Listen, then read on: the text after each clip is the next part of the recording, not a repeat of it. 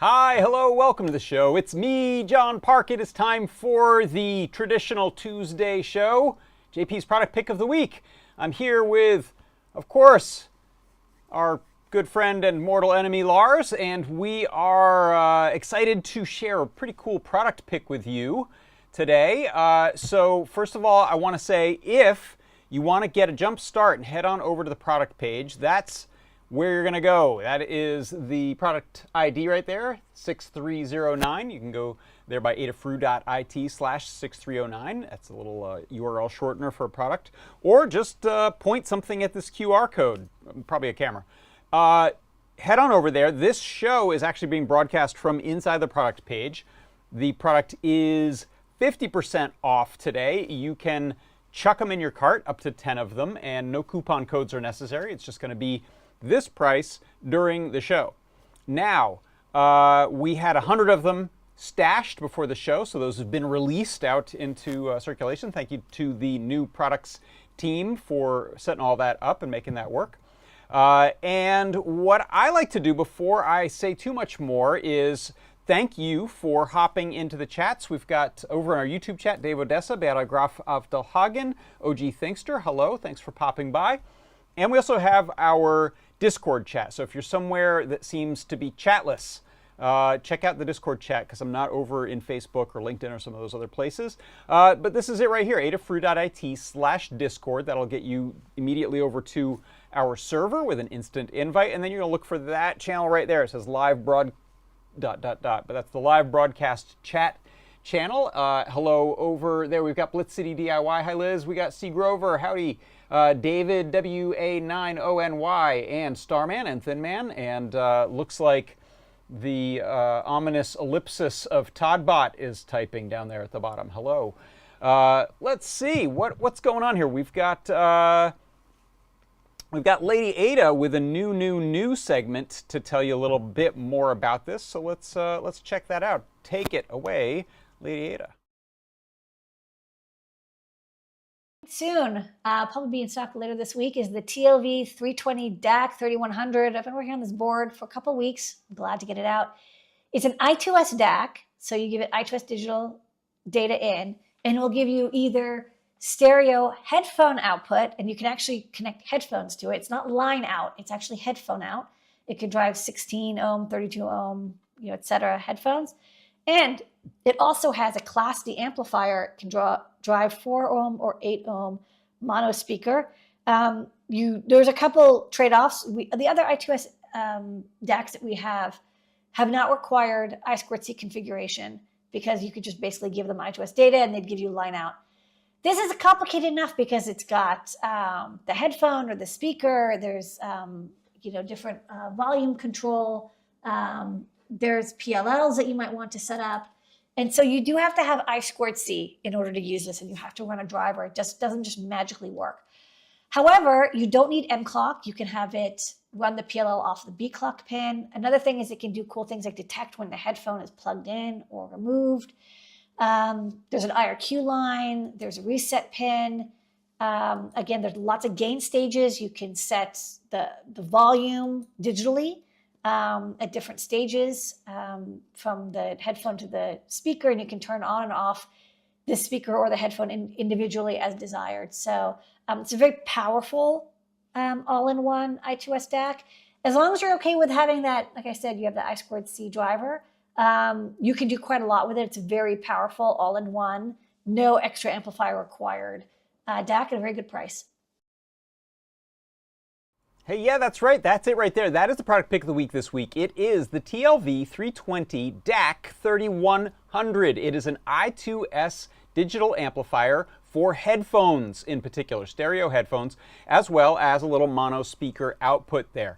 So this is digital audio coming off your microcontroller. Can be up to 24-bit, although we're usually in our demos and sample code using 16-bit digital audio. It's very high quality, sounds great. And this will drive headphones. So you can see Lars there, he's got some headphones on. You can use these types of little earbuds if you want. One reason I bring those up is a lot of these earbuds have a TRRS cable, and this is a TRRS 3.5 millimeter plug on there or jack on there, so you can plug in that type of headphone that has a microphone on it, and this will detect if you have that plugged in. So you can do some interesting things with that if you know you have a mic plugged in. You can also use that just for simply signaling to this that a headphone has been plugged in of either type, 3 or 4 pin, which you can then do some interesting things in software, like maybe you want to switch over to the speaker when you're unplugged and over to the headphones when you're plugged in. How does that work? It's usually something like that. You can detect that something got plugged in and then do something in code with it. What I'll do is show you the product page. So I mentioned this is 6309. That is the product page right there. You can see we have that for the low price of $3.48. So if you've ever had a project where you want to use some headphones, a lot of amplifiers are meant for line out. That's not the same as driving headphones. You may have problems driving, particularly cans, over the ear types of headsets. With those, you might get away with some little smaller old Walkman style ones or earbuds. But if you're really trying to drive actual headphones, this is a great choice for you. You can see here we've got, we're selling through fast. We've already sold over 23 of them. If you want to scroll down on this product page, you'll see we've got the tech specs here. I'll go over some of those. I have a little shorthand version of it. So this is high quality digital I2S output to your stereo headphones. This is great for, like I said, 16-bit audio. It's AC coupled, can go up to 24-bit. Data rates anywhere from 8 kilohertz to 192 kilohertz. Configurable jack, and you can change how that mic input line is read with a little jumper on the bottom there. And then there's digital volume control on it, so you can send signals if you want to use external encoders or potentiometers with your microcontroller, and then just in software be sending digital volume control or mute. You've got those kinds of options. And if we keep scrolling down, you'll get to the primary learn guide, as well as there's a Chips Challenge on Metro RP2350 guide from Melissa that uses this exact breakout here. And one of the interesting things, by the way, about the TLV 320 is that is the same DAC we have built into the Fruit Jam. So if you write code between Metro RP2350 and Fruit Jam that uses this headphone amplifier, headphone out, I2S DAC, then your code will be pretty transportable between the two. So if we take a look at that Learn Guide, you've got the Pinouts page here. So this will show you we've got breakouts for all the pins you'll need across the bottom, just for setting up power, ground, I2C, and the I2S lines, the 3 I2S lines that you'll normally use. A note about power: if you are powering your mono speaker, you're going to want to make sure you have 5 volts going in for power. If you're just using the headphones, you can leave it at 3.3. No problem. You can feed it 5 if you're going between headphone and speaker. You're able to configure that in software, so this will convert it down to what you need depending on the use. But if you don't feed it 5 volts, you're not going to get the speaker output on there. What else? So yeah, we've got the power and ground, I2C pins, I2S pins. Those are all across the bottom. We have the speaker output and headphone output on the side, as well as I think we have those broken out on pins. And then across the top there are some additional pins. There's a microphone and bias pin for some of the plug detection. It'll provide a 2-volt bias that you can use to tell when that gets grounded as you plug in. There are alternate pins for mixing your audio outputs. There is an additional GPIO pin that you can use if you need an interrupt line, and then there's also a reset pin right on there. If you take a look, we've got example code for CircuitPython as well as Arduino. You can use this in both. I've tried it in both. In the CircuitPython usage page, there's a nice example of just playing back a sine tone. It's a good one to get up and running with.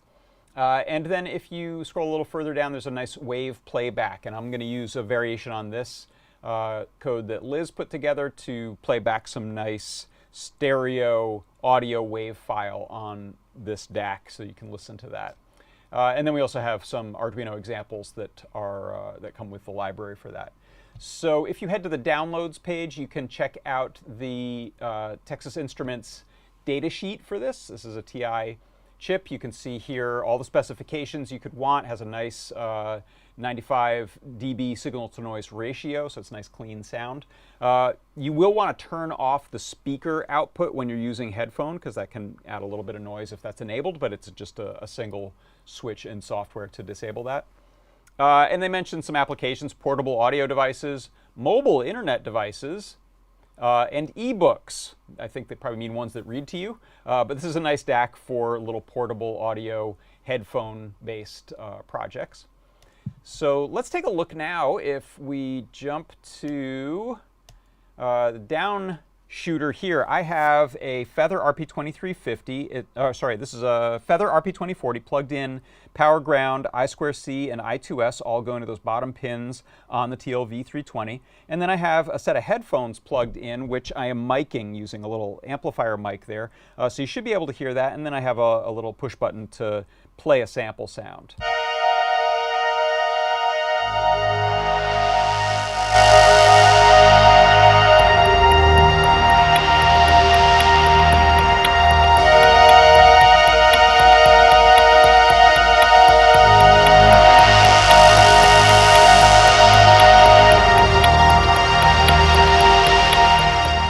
Now, I should say that is a sort of this is a mono mic that's just pointed mostly at one headphone, so you're not going to hear the stereo effect in that.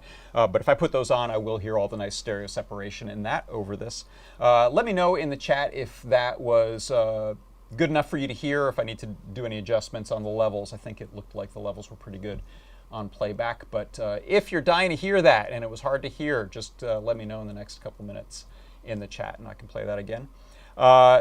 This setup here, I'm just using, if I go, let's pop over to my code view here. You can see to use this, I'm importing this library that we have in CircuitPython, the Adafruit TLV320. I set up my I2C. I set up the DAC as the TLV320 DAC 3100 on I2C. Configure the clocks, set the output of the speaker to false, set the output of the headphones to true, and then I'm setting the volume there.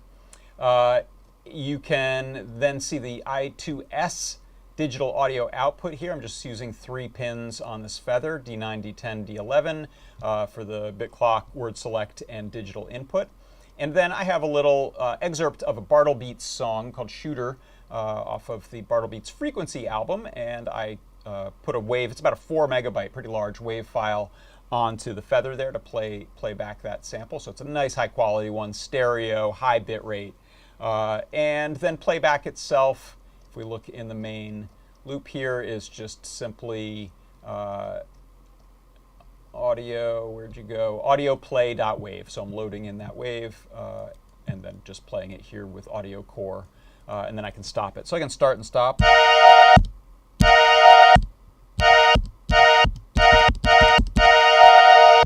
That wave file easily.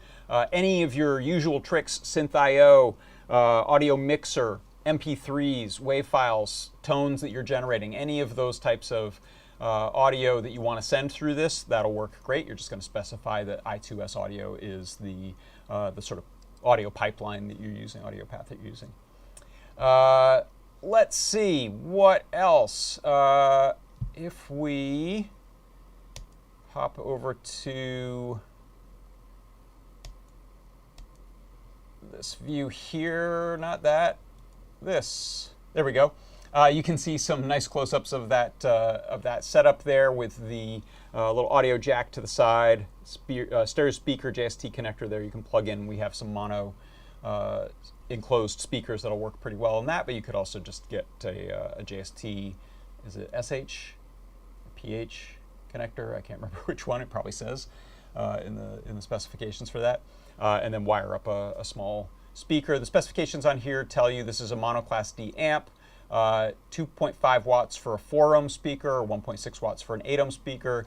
Stereo headphones would need to be a 16 ohm minimum impedance. These Sony Studio headphones, the classic ones. These are like 63 ohms, so these work just fine. And this has more than enough power to drive those, and they just sound great. So that's a real nice amplifier to have for headphone projects. I think it's the first one we've done like this. Connor McCarter says, if anything was a little too loud. Okay, thank you for letting me know that. I'll drop that volume down in case we play it again. And let's see, other thoughts, questions. Toddbot mentions that there may be a small bug in the wave playback sample code. It sets the sample rate at 44 kilohertz, but the wave file that's being played back is 22 kilohertz. Okay, so that's worth noting. I did get that one to play, so it's probably better to set that correctly, but I don't think it's going to break on you if you try it. So. All right, let me know then in the chat any other questions that people have. Otherwise, we can wrap this up. I'll go to, let's put a little mini one of that there. Get that out of there. Okay. Good. So as a reminder, if you want to go pick one up, head here. I think we still have at least, okay, we have 68 of them in stock. That price should be good until just a little bit after the show. Then it'll go back up to full price. It's a good deal either way, but if you want to get one cheap or a couple to play with, I recommend picking up a couple during the next 10 minutes or so while they're cheap. Okay, so that right there. That's the product pick of the week this week. It is the TLV 320 DAC 3100 I2S headphone and speaker amplifier and breakout? Sure. All right. Thanks, everyone, so much for stopping by. For Adafruit Industries, I'm John Park. This has been JP's product pick of the week.